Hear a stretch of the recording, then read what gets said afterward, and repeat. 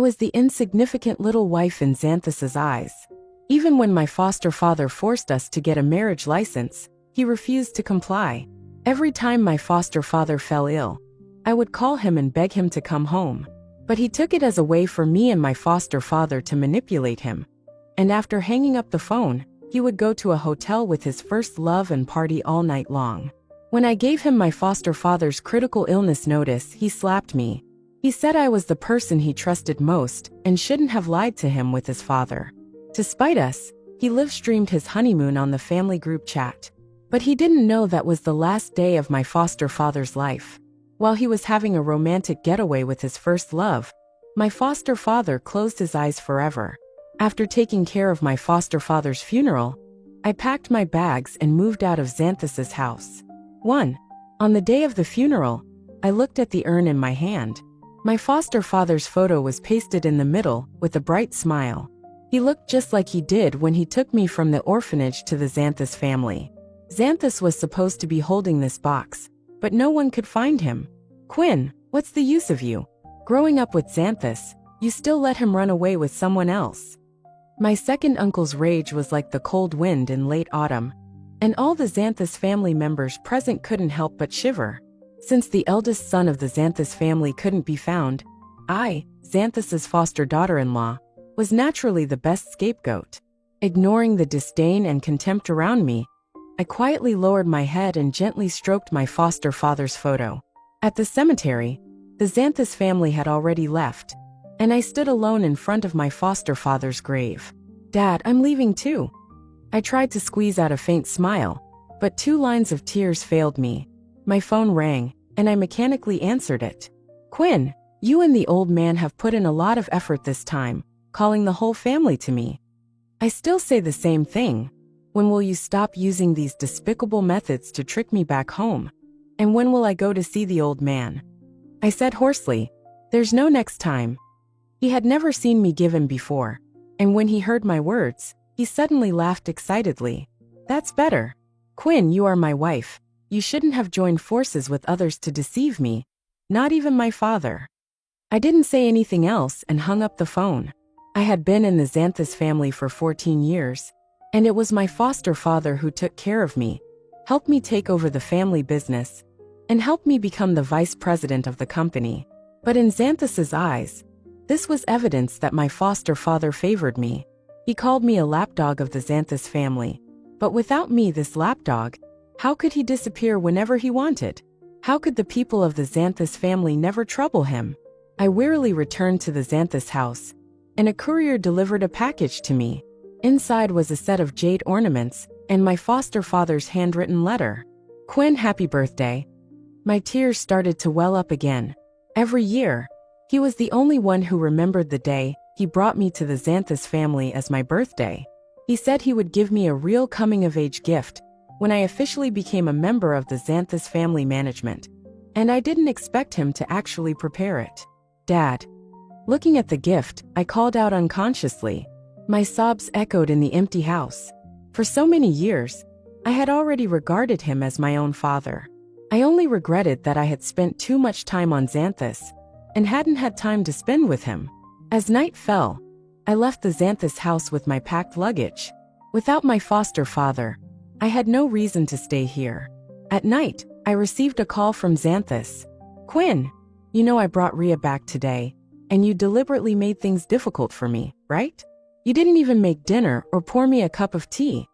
You're the wife of the Xanthus family. How can you act like this? Are you deliberately trying to embarrass me? Since I'm talking to you nicely, come back quickly.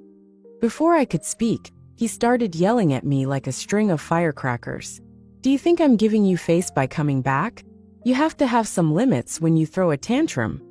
With guests here, don't you know what you should do?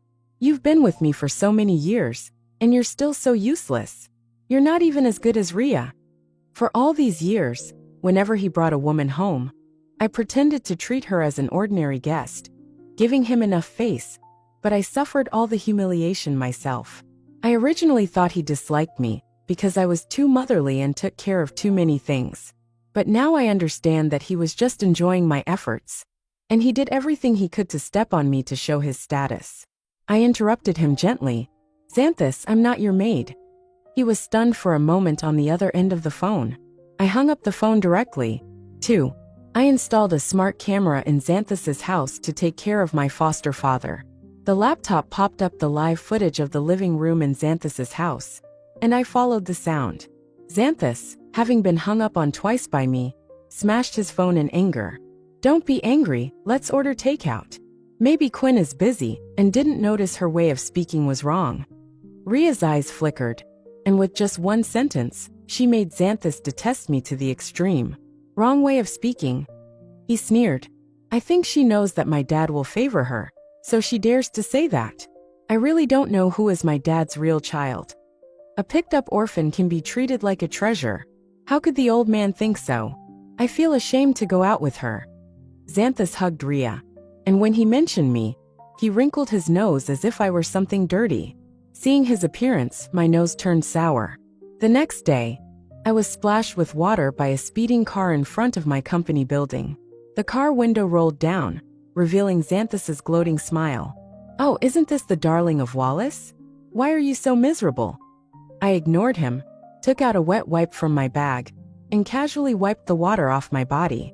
Xanthus's smile froze on his face. You stay here. He opened the car door and grabbed my arm. Quinn, do you really think I can't do anything to you because your father is protecting you? In the past, I never dared to confront Xanthus like this. Every time, I would meekly do all the work for him, block the arrows and hidden arrows for him in the company, and then patiently listen to his complaints and sarcasm, giving all the credit to him. And he had long been accustomed to my concessions, and took for granted the results and admiration I gave him. But this time, I didn't want to let him have his way. I looked up and threw his hand off forcefully. Xanthus, it's always been you that Dad has protected, but it's also you who has disappointed him the most. He was a little flustered by my repeated indifference. Quinn, don't make a fuss. I'll give you a step down, just come back to me. I've always said that you are my wife, no matter how I play outside. You are still my wife. Can't you have some of the appearance of being Mrs. Xanthus? I glanced at Ria behind him, and pointed at the water stain on my body. Mr. Xanthus's step is really unique.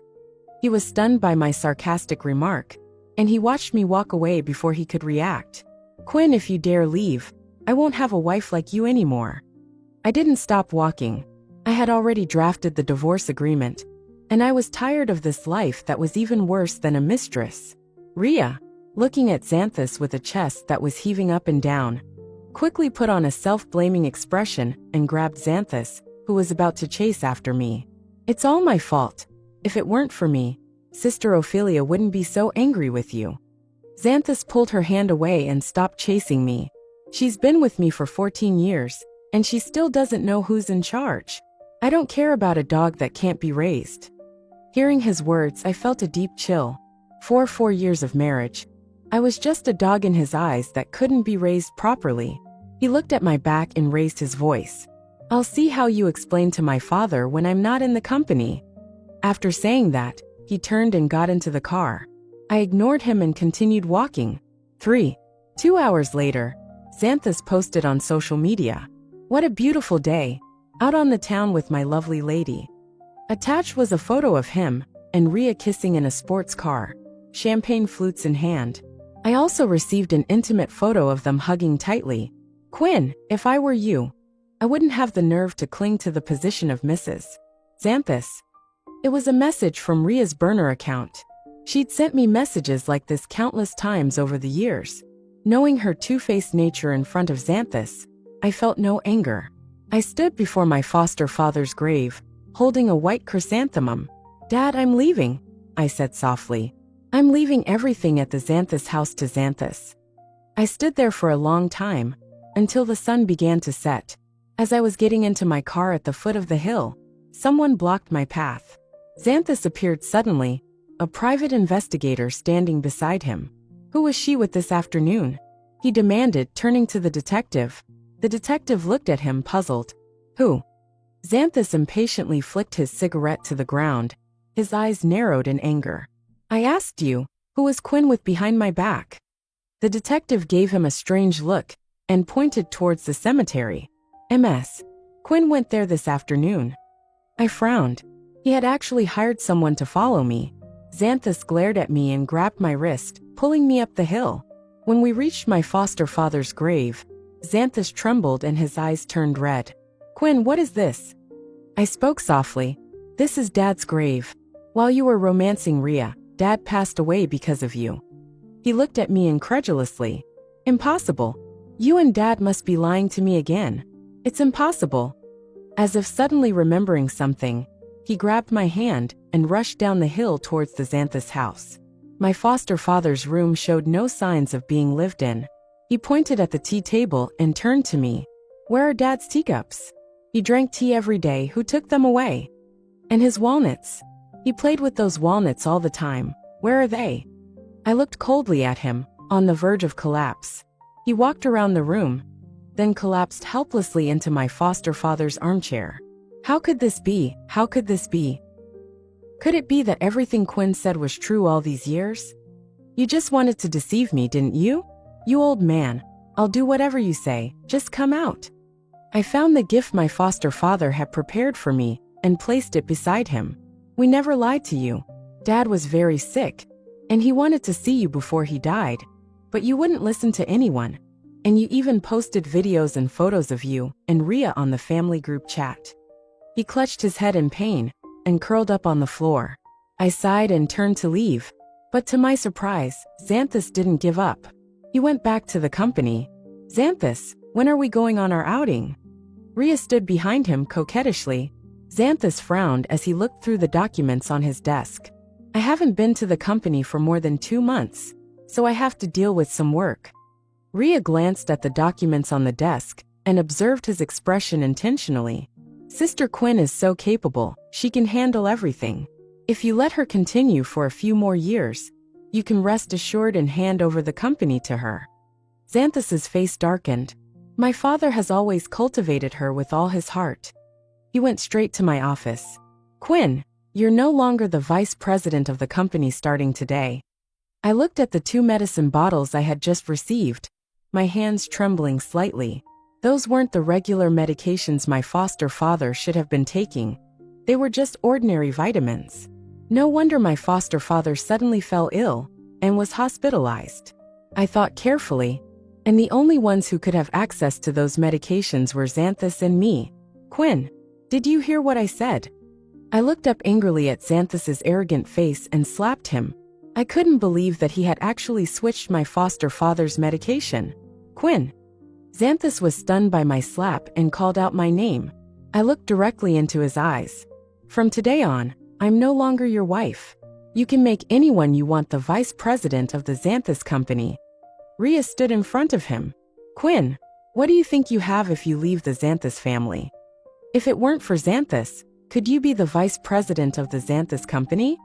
Xanthus finally reacted when he heard her words, and his eyes were on fire. Quinn, I dare you to say that again. I took out the divorce agreement that I had prepared long ago and threw it at him, then left the office decisively. Divorce? You're threatening me with divorce just because I won't make you a vice president? Stop right there.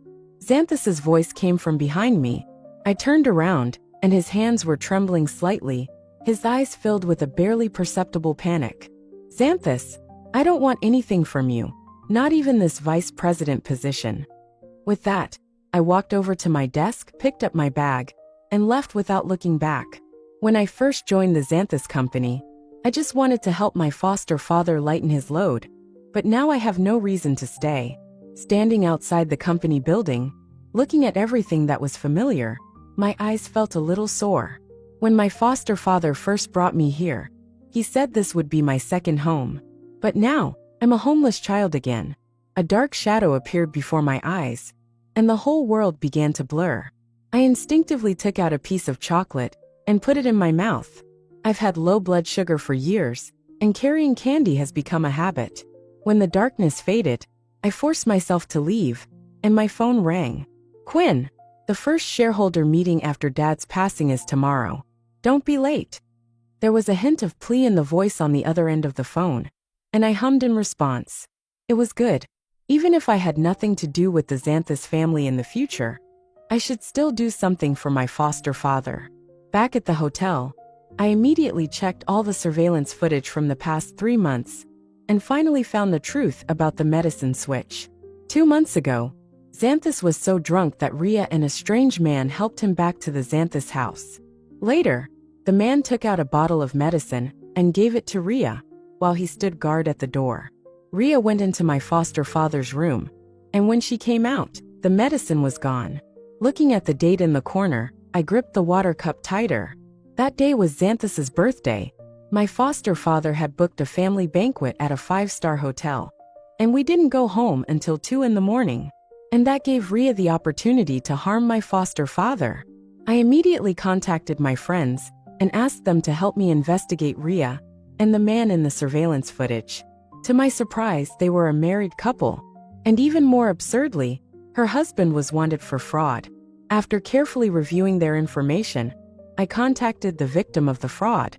If they knew that those scammers were living a good life now, they wouldn't let them go so easily. I would provide them with this opportunity. 5. At the shareholders' meeting, as soon as I entered, I saw Rhea sitting in my seat, and everyone in the company was whispering about us. Mr. Xanthus, this seat is for the vice president. It's one thing to bring this woman to a shareholders' meeting, but what does it mean to have her sit here? An older shareholder questioned. Rhea glanced at Xanthus and smiled. Mr. Xanthus just promoted me to vice president yesterday.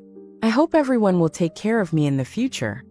She thought she was being generous and dignified, but no one in the meeting room bought it. Chairman Wallace said that the company should have its own system. We recognize ability, not relationships. Rhea's face turned pale at these words, and she tugged at Xanthus's sleeve pitifully. Xanthus patted her hand reassuringly and turned to the shareholder indifferently. Are you questioning my decision? After all, I am the heir of the Xanthus family, and I would never joke about the Xanthus family company. Rhea graduated from Stanford and has experience working on Wall Street. She will definitely do a better job as vice president than Quinn. The one who is truly incompetent is Quinn, and now that I've divorced her, she has no right to sit in this position. Hearing him say this, the shareholder smiled awkwardly. I didn't realize Miss Rhea had such abilities. Rhea smiled happily. Well, you're all my seniors, and I still need to continue to work hard. With that, she sat up straight next to Xanthus, looking at everyone with arrogance in her eyes. I sneered inwardly. A Stanford graduate? A Wall Street elite? She probably hasn't even left the country. I didn't look at her, but quietly sat in a corner, waiting for the show to begin. Xanthus noticed my actions and deliberately put his arm around Rhea's waist, looking very intimate. I closed my eyes and pretended not to see anything. These past few days, I had been ignoring him, and he was naturally angry. After all, this young master was always used to others making him uncomfortable, and he had never been made uncomfortable by others. You didn't even notify me about the shareholders' meeting after Chairman Wallace passed away. Hearing this voice, Xanthus's expression changed. It was Vaughn, the youngest son of the Vaughn family. The Vaughn family was the largest shareholder of the company, and even my foster father had to show them respect. Beauty, can I sit next to you? Looking at this man who was both beachy and elegant, I smiled slightly. Please. He pulled out a chair and glanced at Rhea unintentionally. Mr. Xanthus has a good eye. Xanthus didn't understand what he meant, but he didn't say anything. Just as he was about to announce the start of the meeting, Vaughn stopped him. I'm not interested in this meeting. I'm here to seek justice from Mr. Xanthus. As soon as he finished speaking, the meeting room was in an uproar. Xanthus stared at him. What do you mean? Vaughn pointed at Rhea, and the smile on his face disappeared completely. Your woman here owes my sister an explanation. 6. What does he mean? Xanthus looked at Rhea, his brow furrowed. Rhea glanced at him blankly and quickly explained. Xanthus, I've never seen this person before. I've been with you every day. How could I have time to meet others? Vaughn snapped his fingers, and his assistant, who had come with him, immediately distributed the documents he had brought. We haven't met her before, but her husband cheated my sister out of her money and drove her to depression. Mr. Xanthus, how do you explain this? Xanthus's face turned as black as a pot. He snatched a document and began to read. "Rhea!" Hearing his angry shout, Rhea quickly got up and took the document he threw at her. The more she read, the more frightened she became, and her hands trembled so much she could barely hold the papers. Vaughn sneered at her sight. This woman is not the overseas returnee and wealthy heiress she claims to be. She and her husband are both Chertocherwe de Panzik. 5 years ago, her husband pretended to be a high-ranking official's son to approach my sister. Later, my friends discovered his true identity. He cheated my family out of millions, and then went on the run. My sister went to find her, but she was pushed down the stairs by her, and became a vegetable, and she hasn't woken up since. The meeting room was dead silent, only the sound of Xanthus's clenched fists cracking. No. No. Xanthus, listen to me. Rhea called out to Xanthus without confidence, but he kicked her away when she tried to approach him. Get away from me, you bitch. Everyone in the meeting room had seen her files, and they all looked at her with disgust. Several shareholders took the opportunity to attack Xanthus. Mr.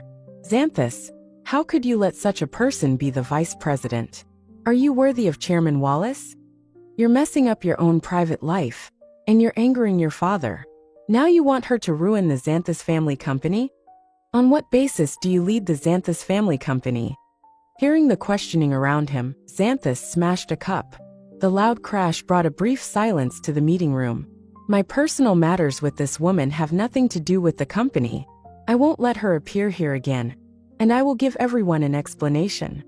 With that, he took out his phone and was about to call the police. Rhea hugged his leg, tears streaming down her face. Xanthus, please don't call the police, I'll be ruined. Xanthus called for security and had her dragged out to wait for the police. Mr. Vaughn, you and your sister can handle this matter yourselves. I won't get involved. Vaughn looked at him playfully. Not involved. Mr. Xanthus is so generous. 7. Xanthus frowned, forcing down his anger. She broke the law, and she should pay for her actions. Besides, we have nothing between us. Vaughn nudged my arm. You didn't tell him about Chairman Wallace? Xanthus looked at us, a sudden panic in his eyes. He pulled me away from Vaughn. Quinn is my wife, and I hope Mr. Vaughn will respect that. If you need money, I'm willing to contribute on behalf of the Xanthus family. Vaughn laughed as if looking at a fool. Xanthus, do you really think everyone is as shallow as you? Rhea switched your father's medication, which is why he fell ill. You didn't even pursue that, and you're still romancing her? Xanthus took a half step back, his body stiff, unable to believe his ears. What did you say? Vaughn pointed at me with his chin. Your own son cares less about you than your adopted daughter. If I were Chairman Wallace, I'd be so angry I'd come back from the dead. Xanthus turned to look at me. I took out the surveillance footage from my phone. As he watched, his eyes reddened, and he took several involuntary steps back. Impossible. He turned around and rushed towards Rhea, ignoring everything else. You bitch! Why did you hurt my father? The police, who had just arrived, immediately stopped him, and the meeting room was in chaos. Seeing that everything had been revealed, I handed the evidence to the police. In the meeting room behind me, the shareholders were asking questions one after another. Mr. Xanthus, if this gets out, the company's stock price will definitely plummet. What are you going to do? With your actions, you even managed to kill Chairman Wallace. How can we trust you to lead the Xanthus family company? The Xanthus family company doesn't belong to you alone. We demand a new chairman to be elected. Xanthus would have to face these questions sooner or later, and I wasn't willing to help him anymore. I gradually walked away from the whirlpool behind me, and only when I stood in the sunlight did my body slowly warm up. Looking at the jade bracelet on my wrist, the Wuritra and Yi I had been feeling for so many days finally burst out, and my tears flowed uncontrollably. Dad, I'm alone again. Where should I go? Vaughn's voice sounded. The Vaughn family owes you a favor for this. I quickly wiped away my tears and smiled generously. I've already decided to leave the Xanthus family, and I probably won't see you again. He shrugged and smiled slyly. Maybe not. 8. I quickly understood what he meant. My assistant called, and told me the contents of my foster father's will. It turned out he had given me shares in another company, and the current general manager of that company, named VQ, was Vaughn. After reading the document sent by my assistant, I felt a warm feeling in my heart. Uncle Wallace said that Xanthus made you suffer a lot. If you want, you can come to work at VQ anytime, and Uncle Wallace will support you. He took a step towards me, and I looked up at the tissue he handed me. Don't cry. Uncle Wallace really treated you like his own daughter. You're not alone anymore. I wiped my tears, only to realize that I had been crying for a long time. On my first day at work, Xanthus's second uncle found out somehow. Quinn, no matter what, you're still the daughter-in-law of the Xanthus family. Now that Xanthus is being watched by the shareholders, he can hardly keep his position as general manager. How can you go to work for another company? I took out the shares my foster father had left me and showed them to my second uncle.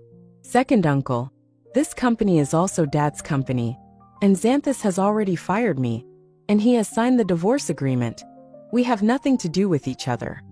My second uncle rolled his eyes angrily. You ungrateful bitch. Your father-in-law has just passed away, and you can't wait to betray him. This company name is interesting, VQ. One Q must be you. And the other V is who? I thought my brother was really killed by that bastard Xanthus, but now it seems like you, this wild seed, killed him. I grabbed Vaughn's sleeve to stop him from getting angry. Second uncle, I met Mr. Vaughn at the shareholders' meeting, and we are innocent. Don't talk nonsense. As soon as I finished speaking, another voice sounded. VQ Company is funded by the Vaughn family and operates medical equipment, and the name Viviank is related to the daughter of the Vaughn family. It has nothing to do with Quinn. I turned around slowly. After a few days, Xanthus had become more calm, and his whole person exuded a restrained aura, but the dark circles under his eyes were deep, revealing a trace of fatigue. He glanced at me and naturally took my hand. Quinn is still my wife, and I'm here today to congratulate her on her new job. I hope second uncle won't spread rumors. I pulled my hand away and turned to the side politely. Mr. Xanthus, don't joke. It's over between us. His hand paused, and he looked at me and Vaughn with a sense of loss. Is it because of him? It was clearly his own words, but now he was blaming me. I felt a wave of helplessness and no longer wanted to argue with him. I simply linked my arm with Vaughn's. Yes. My second uncle pulled at his collar anxiously. She still has a share of the company. You can't let her marry into the Vaughn family. Xanthus pulled his tie and pulled his second uncle in front of him.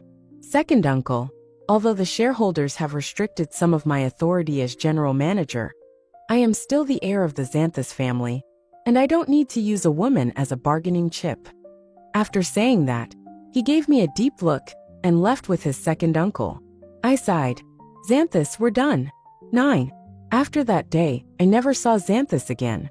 Everything at VQ went smoothly, and with Vaughn's help, I quickly gained everyone's recognition.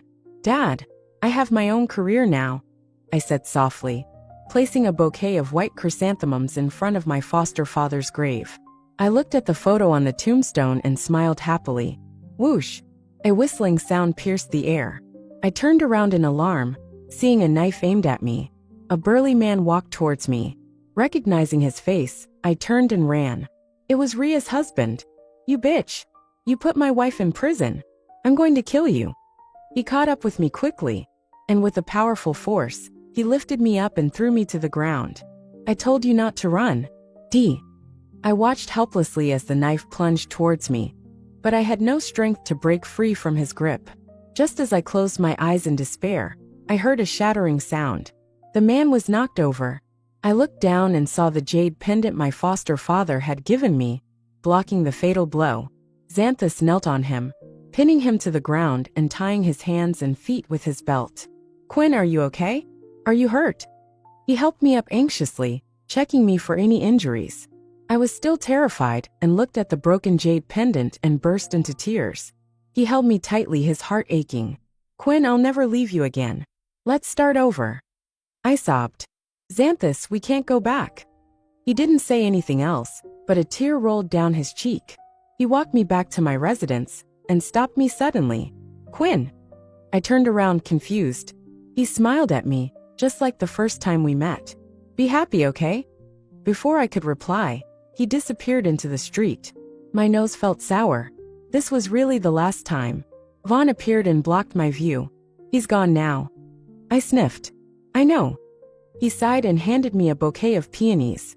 "Just look at the people around you."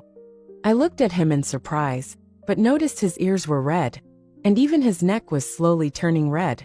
I smiled and took the flowers, turning to go home. "I'll see how you do."